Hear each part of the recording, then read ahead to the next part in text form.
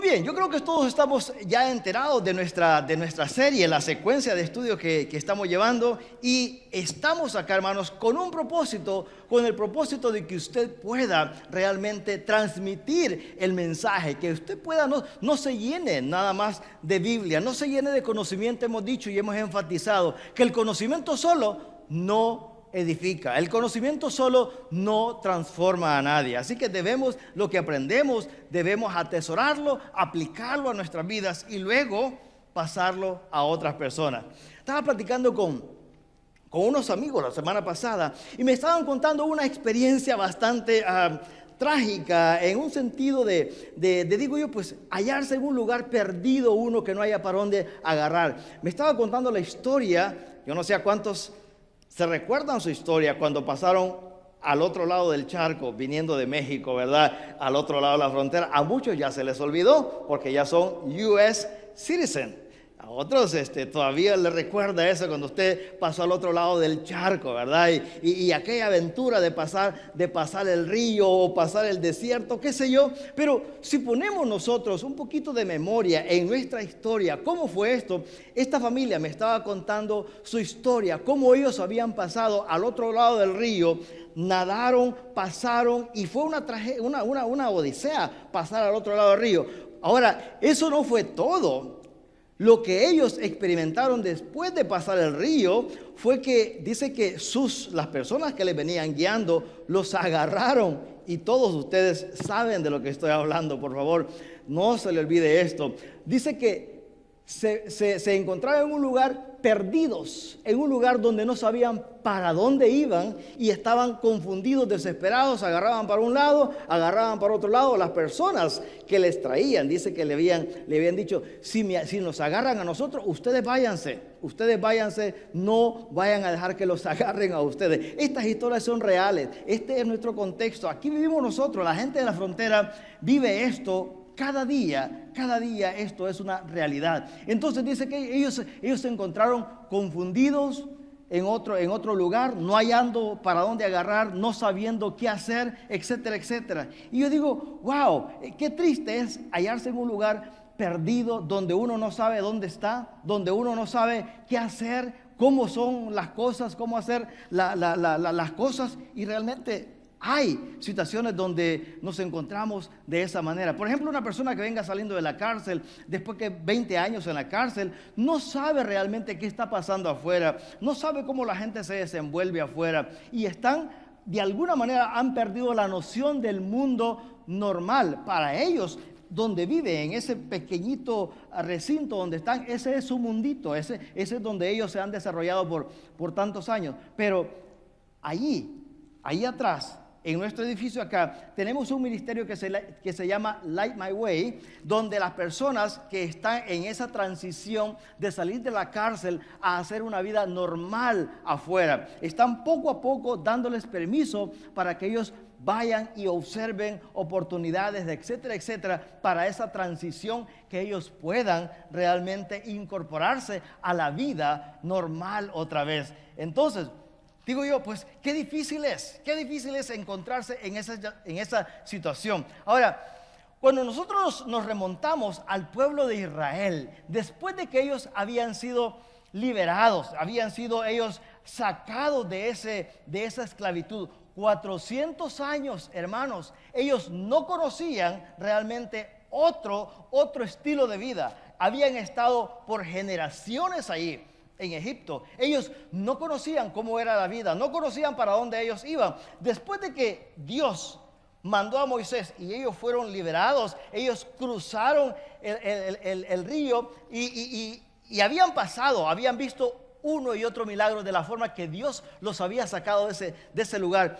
Imagínense nomás cómo se encontraban estas personas después de que habían cruzado el Mar Rojo, y ellos estaban de alguna manera, bueno, ¿y ahora? ¿Y ahora qué? A medida se alejaban del Mar Rojo, ellos empezaron con esa incertidumbre. ¿Y para dónde vamos? ¿Y quién es este Dios que nos ha sacado de este lugar? ¿Y para dónde nos lleva? ¿Y cómo nosotros vamos a vivir? ¿Cómo va a ser nuestro estilo de vida? Y después de que ellos habían visto tantos milagros, cómo Dios con su mano poderosa los había sacado de esa esclavitud, Luego empezaron ellos a renegar por la comida. Obviamente no había nada en el desierto. Dios proveyó de pan, Dios proveyó de maná para que ellos fueran alimentados. Y este pueblo era quejisto. Siempre estaban ellos complaining, como decimos en inglés. Estaban reclamando y se quejaban de la rutina, de la dieta, de la misma comida. Y ellos querían... ¿Se acuerdan el domingo pasado, para aquellos que ponen atención al mensaje? Estaban quejándose de que la comida que había en Egipto, que añoraban, que la carne, que los pepinos, las cebollas, etcétera. Todo eso ellos estaban reclamando, que la dieta que tenían allá, su alimentación, era mejor que lo que ellos estaban adquiriendo en el desierto. Entonces, siempre había una queja permanente y había esa confusión. A pesar de que Dios estaba proveyendo lo necesario, ellos siempre estaban inconformes con lo que Dios estaba haciendo en sus vidas. ¿Usted conoce a alguien inconforme? ¿Conoce a alguien que Dios, aunque Dios lo está bendiciendo, pero esta persona de alguna manera está inconforme? ¿Alguna vez una persona a lo mejor tenga un carro, dice, pero este carro ya está muy viejo, yo quiero otro mejor, que quiero otra nueva casa, que quiero, etcétera? Aunque Dios lo está bendiciendo, pero la persona está inconforme. ¿Por qué? Porque quiere algo mejor. Estas personas estaban inconformes a pesar de que habían visto la mano de Dios manifestarse en sus vidas, y ese era realmente su manera de pensar. Ese era su corazón, su inconformidad, y añoraban estar siendo esclavos de allá de Egipto. Entonces, vamos a ver acá este nuevo episodio de acá de la vida de estas personas, de los israelitas.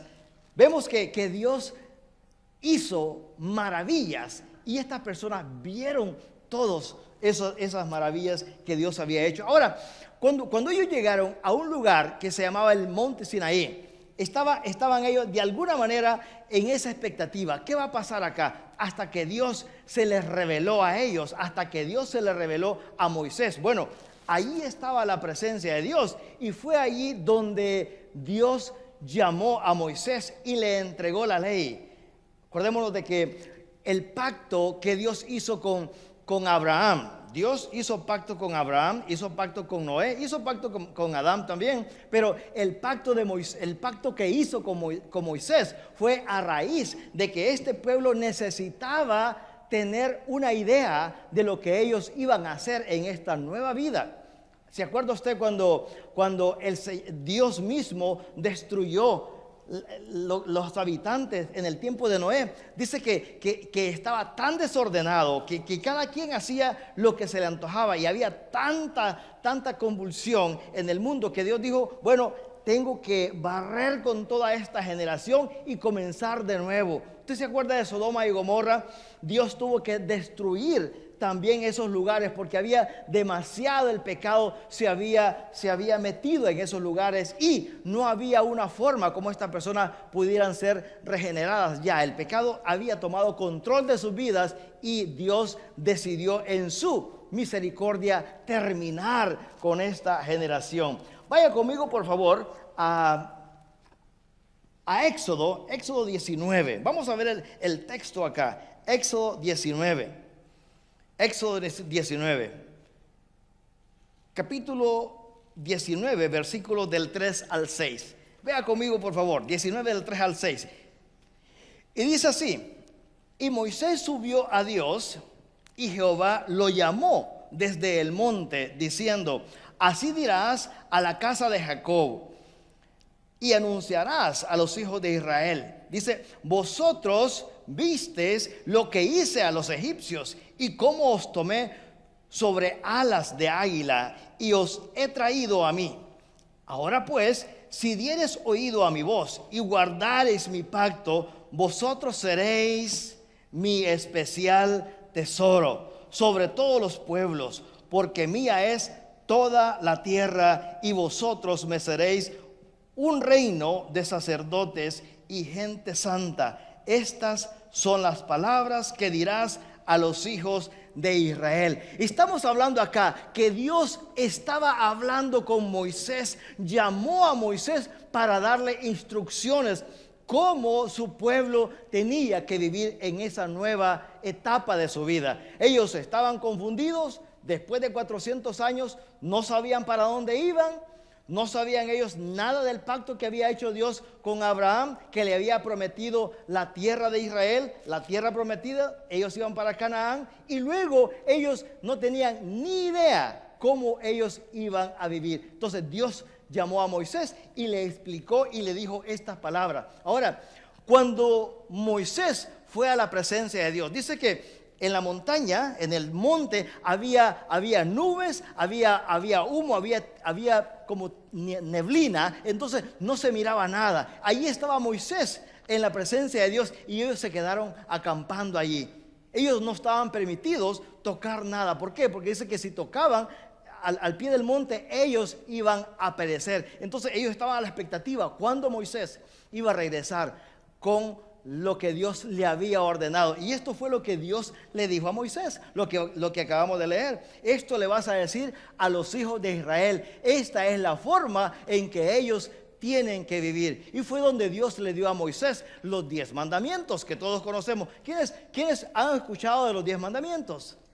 Todos conocemos los 10 mandamientos, todos conocemos de que esa fue la ley que dio al pueblo de Israel y en sí fue parte de la ley nada más, porque después de esos 10 mandamientos hubieron una serie de mandamientos más que la ley exigía, y un poquito más adelante vamos a ver un poquito más de esto. Ahora, me llama la atención acá que dice, vosotros visteis lo que hice a los egipcios. Obviamente ellos habían visto toda la escena, cómo los egipcios perecieron en medio del mar y cómo Dios los salvó a ellos con una mano milagrosa. Y dice, y cómo os tomé sobre alas de las águilas. Yo no sé cuántos de ustedes han observado un águila de cerca o cuántos han tenido la oportunidad de ver un águila aunque sea de lejos. Las cualidades del águila, hermanos, nosotros sabemos de que es la ave majestuosa, es una ave grande, una cosa maravillosa poder ver un águila, sus alas grandísimas. Las águilas siempre vuelan por encima de las nubes, las águilas siempre están aparte de todas las demás aves y tienen sus características bastante únicas. Entonces, cuando dice acá, yo los saqué a ustedes, dice acá, los tomé sobre alas de águila.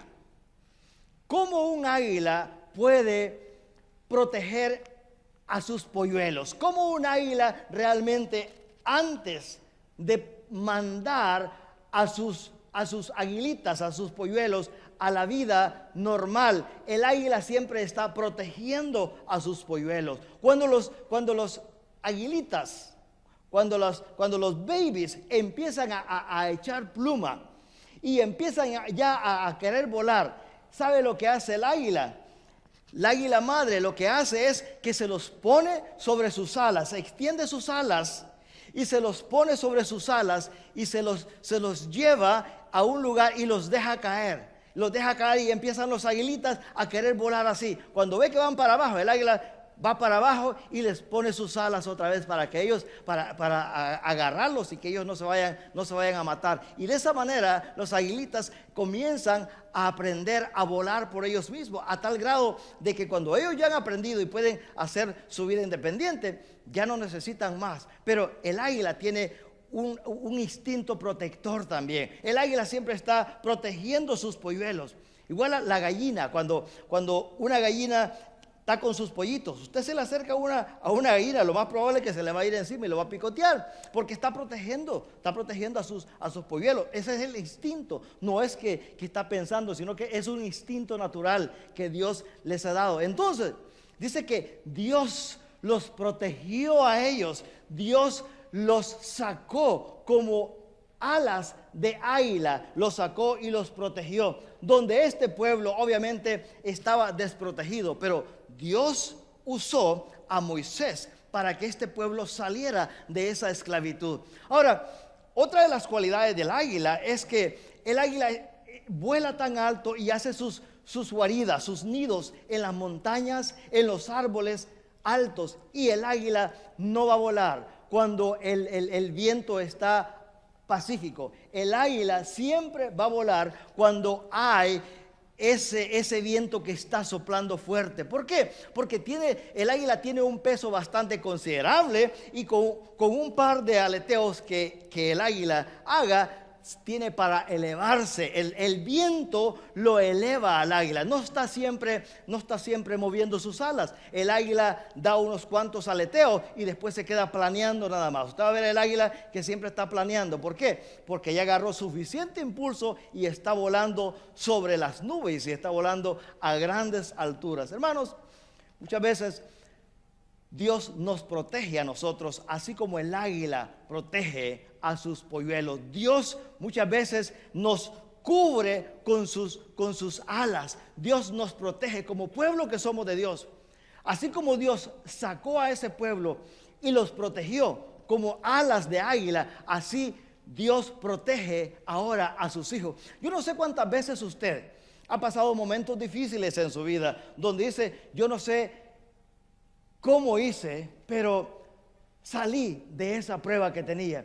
Yo no sé cómo hice, pero pude salir de esa enfermedad. Yo no sé cómo hice, pero Dios me sacó de esa deuda. Hermanos, Dios siempre está proveyendo. Dios siempre está para protegernos a nosotros. Dios siempre está ahí para protegernos de todo lo que nos pueda causar daño a sus hijos. Ahora, cuando dice acá que este pueblo Dios lo sacó de Egipto con un propósito, el propósito era de que ellos iban a ser un especial tesoro. Ellos iban a ser una nación santa, y que ellos iban a ser bendición para todos los pueblos. Este pacto de Moisés está hilvanado con el pacto de Abraham. Acordémonos de que Dios prometió a Abraham de que le iba a dar una tierra, de que le iba a hacer padre de multitudes, pero había una promesa que Dios había hecho a Abraham sin condición. Hiciera lo que hiciera Abraham, Dios siempre lo iba a bendecir. Le iba a dar la tierra, le iba a hacer padre de multitudes, y no importara lo que Abraham hiciera. En ese tiempo no había ley. Cuando Abraham estaba, no había ley. Cuando Dios hizo este pacto con Abraham, no había ley. De hecho, Abraham mintió a Faraón. Le dijo que Sarai era su hermana. Era su hermana, porque dice: bueno, si la mujer es tan guapa, tan bella, me van a matar, y yo voy a decir que es mi hermana. Entonces, pero Abraham no pecó al mentir, porque no había ley. No decía: no mentirás. En ese tiempo no había ley. Entonces todo el mundo hacía lo que quería. ¿Por qué? Porque no había ley. A partir de Moisés, a partir de este pacto que Dios hizo con Moisés, entonces se estableció una ley. Y todos conocemos lo que son ahora en la Biblia los 10 mandamientos. Ahora, dice acá, y seréis mi especial tesoro, dice acá, sobre todos los pueblos. Ellos habían sido escogidos para ser de bendición, ser especial tesoro. Usted sabe que Israel está en medio de una gran cantidad de países árabes. Todos los países que rodean a Israel son árabes, y por cierto son enemigos de Israel. Los árabes dicen: bueno, si tan solo pudiéramos acabar con este pueblo, Israel viene a ser el lunar negro de la tierra. Si tan solo pudiéramos erradicar este pueblo de su existencia acá en la tierra, estaríamos en paz.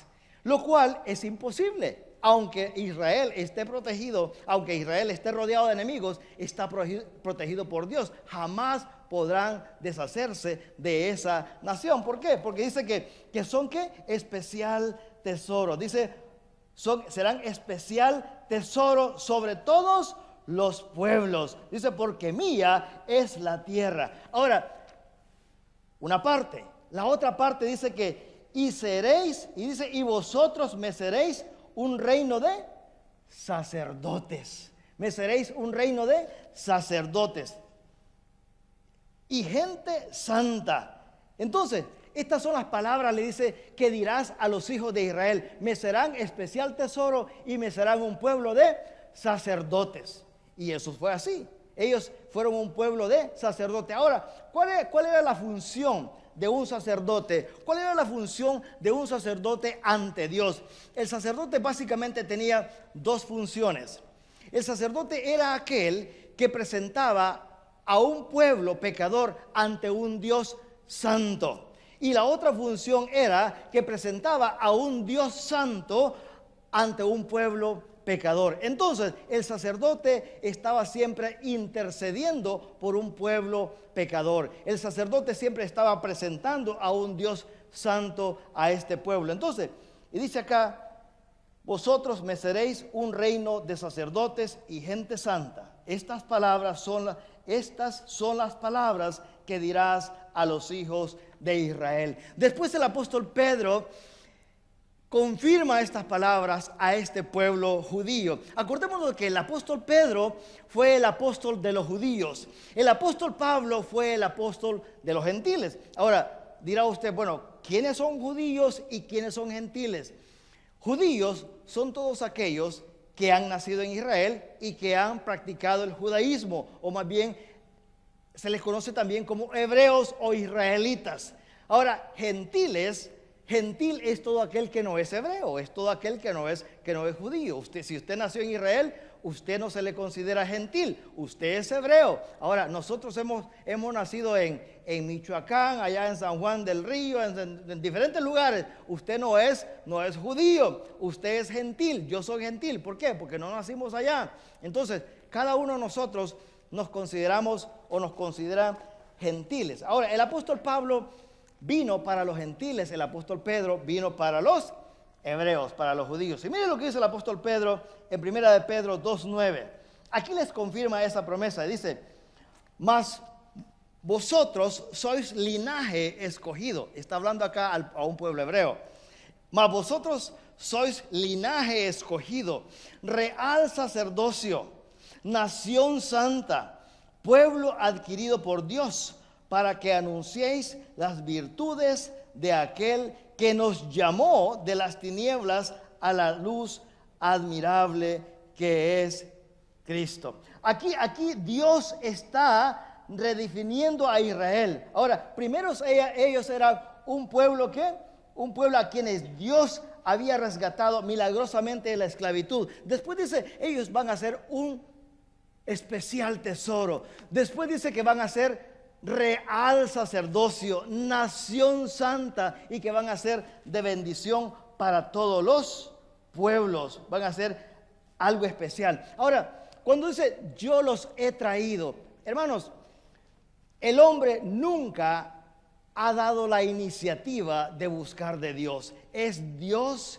quien ha dado la iniciativa de buscar al ser humano. Desde el tiempo de Adán, Dios estaba buscando tener una relación personal con el ser humano, pero el hombre siempre ha estado corriendo, el hombre siempre ha estado huyendo de la presencia de Dios. Recuerda en el jardín del Edén cuando Dios llamó a Adán, la voz de Dios dijo: Adán, ¿dónde estás?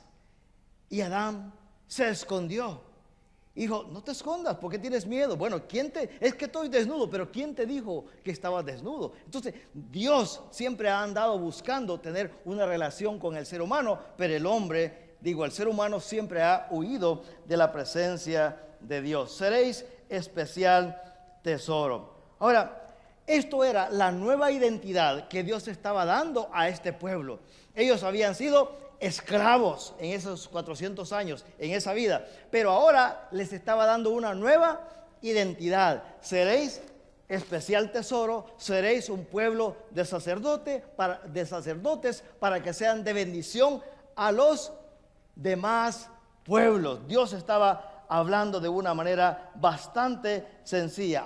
Ahora podían ellos descansar en estas promesas y tener la seguridad de que Dios les estaba a ellos escogiendo para una función específica. Era el especial tesoro para ellos, para él, y también un pueblo de sacerdotes. Y mire más adelante, ahí mismo en Éxodo 19, más adelante en los versículos 10 y 12, dice: y Jehová dijo a Moisés: ve al pueblo y santifícalos hoy y mañana, y laven sus vestidos y estén preparados para el día tercero, porque el tercer día Jehová descenderá a los ojos de todo el pueblo sobre el monte de Sinaí, y señalarás término al pueblo en derredor,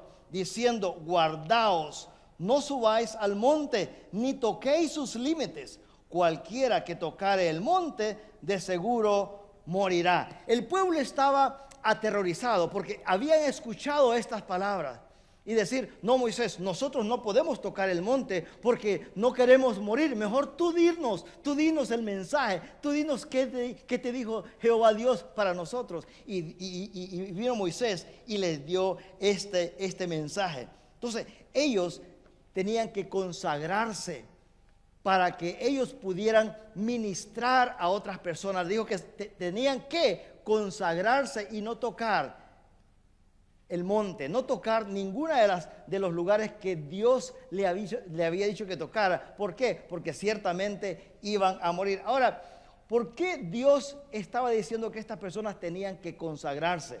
Porque ellos tenían un rol que desempeñar. ¿Cuál era el rol? Iban a ser sacerdotes que iban a ministrar a otras personas. Hermanos, Dios no puede usar una persona rebelde, una persona que no esté consagrada a Él. Dios usa vasos limpios. Cuando Dios quiere usar a alguien, el Señor se encarga de que esta persona esté realmente consagrada a Él, de que esta persona pueda estar a cuentas con Dios. Cuando usted está pidiendo por alguien, usted va a orar por una persona, y muchas veces usted tiene algo en su corazón que no ha confesado. Decir: bueno, yo realmente estoy mal con Dios. Yo realmente tengo un pecado que me está carcomiendo por dentro. Yo tengo que confesar este pecado. De lo contrario, Dios no lo va a usar a usted para ser de bendición para otras personas. Nosotros, los hijos de Dios, desempeñamos una función de intercesores, de que estamos nosotros para interceder por otras personas. Pero cuando nosotros no estamos a cuentas con Dios, ¿usted cree que Dios va a escuchar esa oración? No, Dios no escucha la oración. Dice la Biblia que la oración del justo es poderosa. Pero una persona que realmente esté en pecado, una persona que está, a lo mejor está en adulterio, una persona que tiene una vida desastrosa, yo no creo que Dios use a esa persona para que pueda ser de bendición para otros. No, hermanos, Dios usa vasos limpios. Dios usa personas que Él escoge para que sean bendición para otras personas. Ahora, cuando vemos acá un Dios santo y un pueblo pecador, ahora, hermanos, realmente Dios llama al pueblo a santidad. Dice: sed santos como yo soy santo. ¿Cuál es el plan definitivo de Dios? El plan definitivo de Dios es que nosotros vayamos perfeccionándonos poco a poco. Obviamente no vamos a ser perfectos jamás en esta tierra.